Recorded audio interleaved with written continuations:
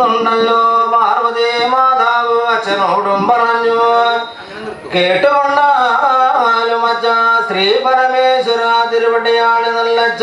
നിങ്ങളല്ലേ ഇന്ന് പകൽ പിറന്ന പള്ളിവേട്ട പകൽ നായാട്ടിന് വഴി പോയി എന്ന് വന്നാലേ എന്ന് കൈലാസത്തേക്ക് തിരിച്ചു വരും. ആയുധനെ കേൾക്കുമ്പോ പരമേശ്വര ഭഗവാനും പറഞ്ഞു, എടി മോളെ പാർവതി മാതാവേ, കേട്ടുകൊണ്ടാലും ഞാനിന്ന് പോയി പകൽ പിറന്ന പള്ളിവേട്ട പകൽ നായാട്ടുകളൊക്കെ കഴിഞ്ഞു എന്ന് വന്നാലേ നാളെ വന്നിരിക്കാം. അടി പാർവതി, നാളെയാണ് പള്ളിവേട്ട പകൽ നായാട്ടുകളൊക്കെ കഴിഞ്ഞു എന്ന് വന്നാലേ മറ്റന്നാൾ വന്നിരിക്കാമെന്നും പറഞ്ഞു. പരമേശ്വര ഭഗവാനല്ലേ വെള്ളിച്ചിങ്ങം പൊന്നിൽ മോറുതരാതന്റെ പുറത്ത് ചാടേകരമുണ്ടു.